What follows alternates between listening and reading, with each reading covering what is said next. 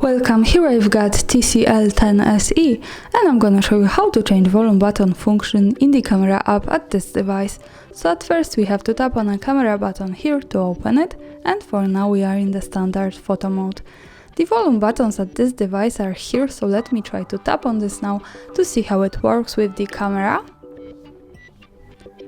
And as you can see, now by using this I can easily take a picture. To change its function, let's go to the left corner to this button. When we pick this, we can open the advanced camera settings. Now let's slide a little bit down to the general settings. At the first place here we have volume button function, so when we tap on this we can manage it. We can pick from shutter, which is now zoom or volume. For now let me pick zoom to show you how it works different.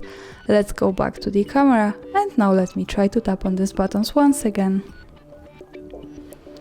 And as you can see now, by tapping on this button I can get closer to my subject, so I can use zoom, and by tapping on the second one I can easily go back.